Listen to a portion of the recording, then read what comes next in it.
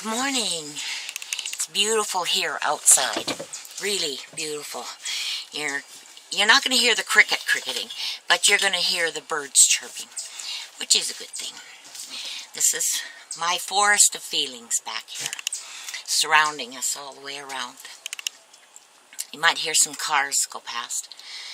You might even see man hands, because he's going to forget that I'm videotaping. So you understand, I was single for a very long time, and I always thought I could do it all. But there were times when you needed man hands, and so he's my man hands. Okay, today we're going to talk about some alliteration, and I'll mention assonance as well. But when a reader is reading your poem, it helps to give them some sounds to keep things moving, to keep that rhythm. Within free verse, sounds of words are important. The sound that we're going to work on is alliteration, a repetitive sounds of words. There, you got something more technical to think about. As you write and write and write, your soul gets better at expressing itself. And there will be subtleties, and there will be times where you'll write things and think, oh my goodness, did I write that? Don't worry about it. It will simply happen. Alliteration is when there are identical sounds or similar consonants. You might be familiar with Peter Piper picked a pack of peppers. The P sound. That's alliteration. Bear in mind, sometimes the F and the PH, so it doesn't necessarily have to be the way that it's written, but the way that it sounds.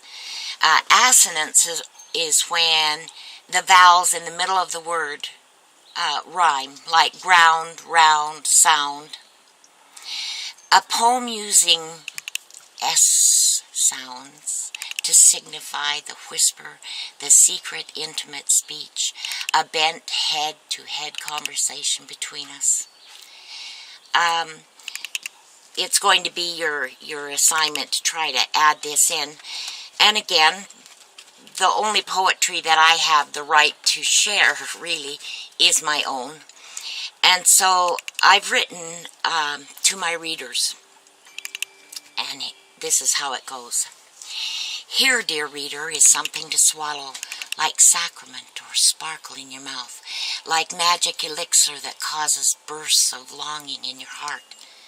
Here within these reams and schemes of mine, may you find a provocative promise of new sight, or image, or touch from wordy symbols of my need to be skin to skin with others' obvious meanings. Look, this word I have pulled from my gut and offer a sinew to stitch yourself together again. This pen, the needle with which to thread beautiful beads to hide those wounded places. My tongue rolls around new language to teach you of intoxicating sips of poetic liquors I have licked, from feasts and famines of a heart that knows how to handle today's lexicons. I breathe the very distilled dearness of them on parched papers I'm handing you now. Rest your forehead on this poem, dear heart, and know I have eaten of your words and felt full, as if I had banqueted at best tables where libraries of new poetry wait for such as you and I to suck for sweetmeat that is left after others have not. So within this poem you can hear lots of alliteration. The using of the S sound was to make it more intimate. There's sacrament, sparkle, magic elixir, bursts of longing. Reams and schemes, there's your assonance. May you find a provocative promise. Of the others' obvious meanings. Sinew to stitch yourself together again. Then beautiful beads to, pardon me, to hide those wounded places. the intoxicating sip of poetic liquors I have licked. See, there's play with sound in all of that. Feasts and famines of a heart. Today's lexicons. I breathe the very distilled dearness of them on parched papers. I have eaten of your words and felt full, banqueted at best tables, suck for sweetmeat that is left after others have gnawed.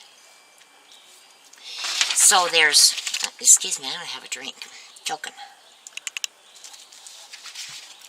So there's a great deal of what you can do and be inspired by. Not that my poetry is all that wonderful. I know that I'm a poet, and I'm a perfectionist, so I make it difficult on myself.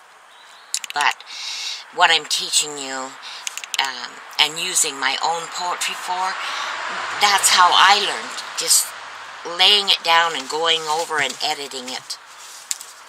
This is the journal page that I did for that poem. And the poem's not always written on the back side, and it's not always written inside like this one was. So it's a matter of preference as to how you put your poetry along with your art journaling or your art. And sometimes there's no words yet for some of the pages that I've done. That the poem is going to come later, as I said. So give that a try. I hope that inspires you. Okay, and we will see you on the next video. Hopefully, not so much car sounds this time. I'll go further back in the forest. Bye.